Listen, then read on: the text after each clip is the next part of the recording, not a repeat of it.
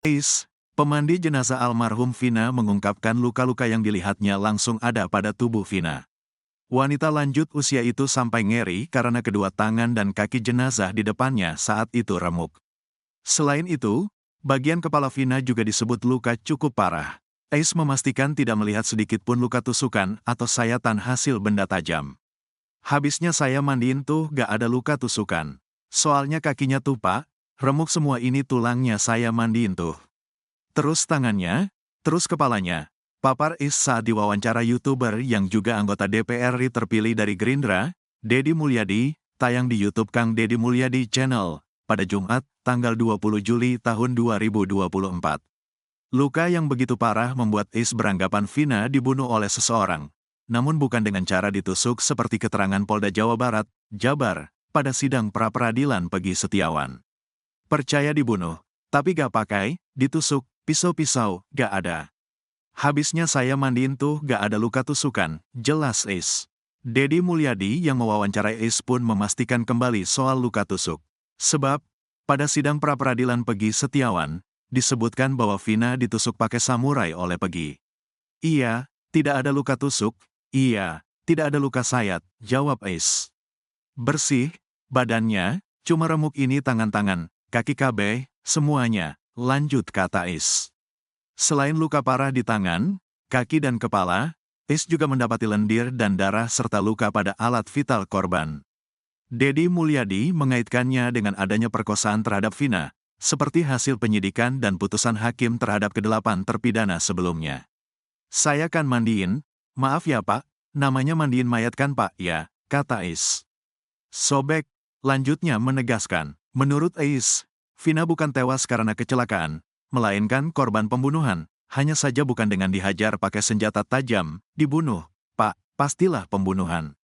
Karena gak ada luka sobek-sobek, kalau kecelakaan mah ada tetel bul, luka sobek. Kayaknya sih dilindas pakai motor atau dipukul, kata Is. Sebelumnya, pada saat sidang pra-peradilan Peggy Setiawan, tim kuasa hukum Polda Jabar menjawab gugatan dengan menjabarkan keterangan para saksi.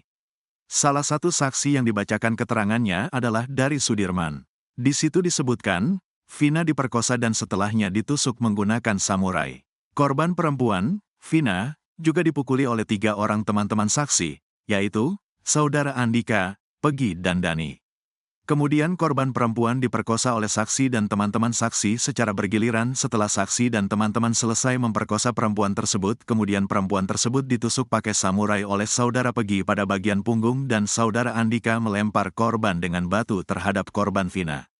Kemudian duanya dibawa kembali ke Jembatan Layang, kata kuasa hukum Polda Jabar saat sidang pra-peradilan Peggy, Selasa, tanggal 2 Juli tahun 2024.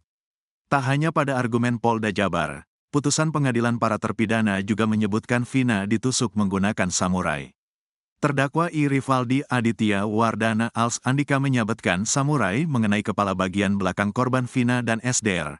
Andi menyabetkan pedang samurai di bagian kaki sebelah kiri korban Vina sebanyak 2 kali, lalu dipukul dengan batu besar mengenai bagian kaki kanan korban Vina. Setelah itu terdakwa I. Rivaldi Aditya Wardana alias Andika dan SDR. Andi membawa korban Muhammad Rizky Rudiana dan korban Vina menuju ke flyover Desa Kepongpongan Kabupaten Cirebon. Berikut petikan putusan banding Rivaldi dan Eko Ramadhani tertanggal 1 Agustus tahun 2017 di Pengadilan Tinggi Jabar. Seperti diketahui, kasus Vina dan Eki di Cirebon pada Sabtu tanggal 27 Agustus tahun 2016 silam itu sudah berproses hukum dengan vonis pembunuhan berencana. Ada 8 pemuda yang ditangkap dan kemudian divonis hingga menjalani pidana penjara.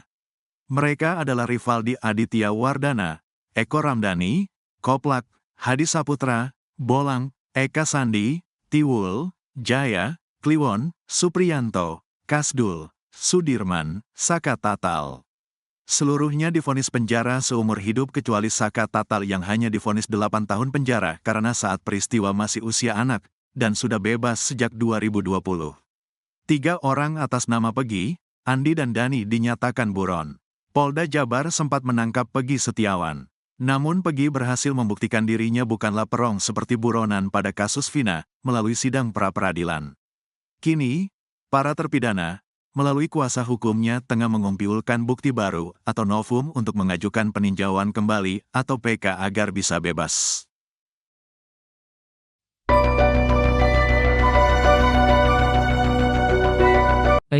Pemandi jenazah almarhumah Vina mengungkap fakta yang berbeda dengan pihak kepolisian. Ia tak temukan satupun luka tusuk pada tubuh Vina saat memandikan. Hal itu berbeda dengan hasil penyidikan Polda Jabar yang menyebut Vina tewas akibat ditusuk pedang atau samurai. Bahkan sampai bersumpah, ia memastikan betul seluruh badan gadis 16 tahun itu tidak ada bekas luka benda tajam.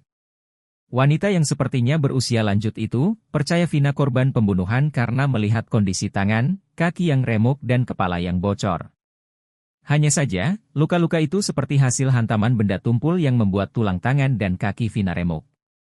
Selain luka parah di tangan, kaki dan kepala, Elis juga mendapati lendir dan darah serta luka pada alat vital korban. Menurut Elis, Vina bukan tewas karena kecelakaan, melainkan korban pembunuhan, hanya saja bukan dengan dihajar pakai senjata tajam.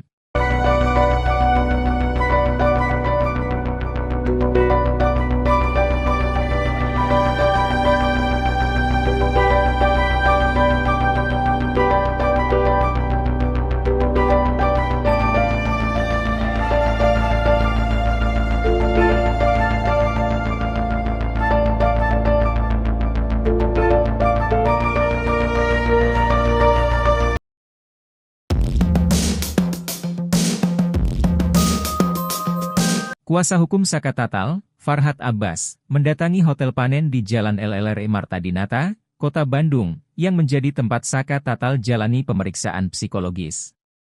Farhad menyampaikan, kedatangannya ke Bandung dalam rangka berkirim surat langsung ke Ketua PN Kota Bandung untuk meminta salinan putusan pra-peradilan Peggy Setiawan.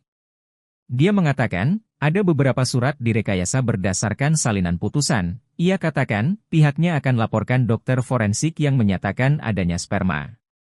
Menurutnya, kalau di Islam, jenazah dimandikan sampai ke bagian dalam, maka jika masih ditemukan sperma dalam jangka waktu 13 hari mustahil. Farhad mempertanyakan kasus pembunuhan Vina Eki terjadi di 3 TKP, yakni pada TKP pertama, Saka memukul sekali lalu pada TKP kedua melakukan pembunuhan Eki.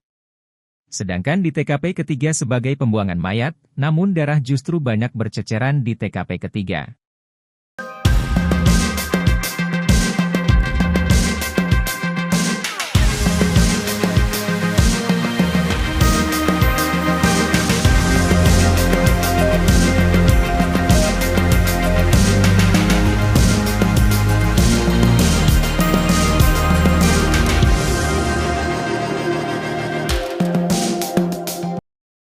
Desas-desus kasus Vina Cirebon membuat ex-Kabareskrim Komjen Purnawirawan Susnodo Aji memiliki analisa terbaru soal kasus yang terjadi pada 2016 itu.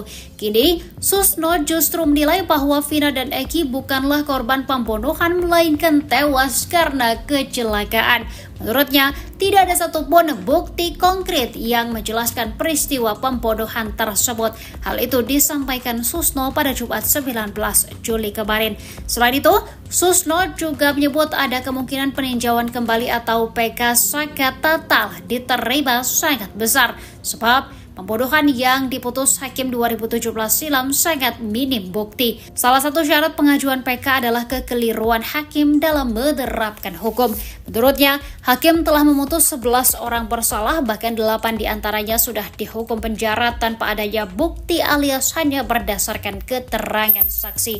Jika kuasa hukum Saka Tatal dapat menjelaskan argumen tersebut di sidang, ia yakin PK akan diterima.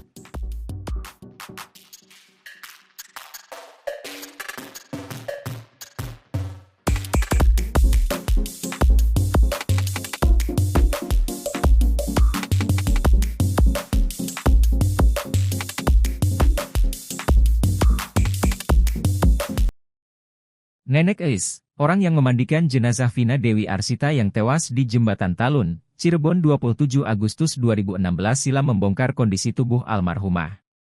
Nenek Eis menegaskan tidak ada luka tusuk di tubuh Vina. Dia juga memastikan tidak ada luka sayatan pada jenazah Vina tersebut. Kesaksian Nenek Eis ini diungkapkan saat dikunjungi politikus Gerindra, Deddy Mulyadi.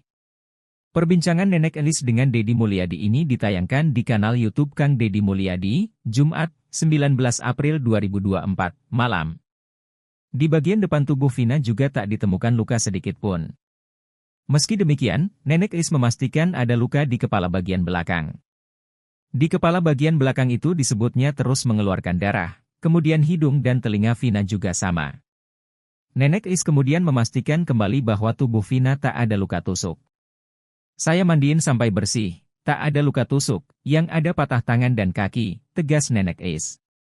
Dalam persidangan, jaksa penuntut umum ketika itu menyebut kalau Vina diperkosa beramai-ramai setelah ditusuk di dada dan perut. Hal tersebut disampaikan oleh kuasa hukum keluarga almarhumah Vina, Titin Prialianti dalam dialog Sapa Indonesia Pagi Kompas TV, Senin, 20 Mei 2024. Sementara dalam tuntutan jaksa, kata Titin, digambarkan Eki dan Vina melintas di Jalan Perjuangan kemudian diteriaki oleh para terdakwa yang berada di warung Bu Nining. Kemudian Eki dan Vina dikejar oleh para terdakwa ke flyover Talun dan selanjutnya dipukuli, dianiaya, dan dibawa ke kebun belakang showroom dekat SMP 11. Apalagi, keterangan petugas yang menemukan Vina dan Eki di flyover Talun dalam kesaksiannya mengatakan, darah hanya ada di bawah tubuh korban.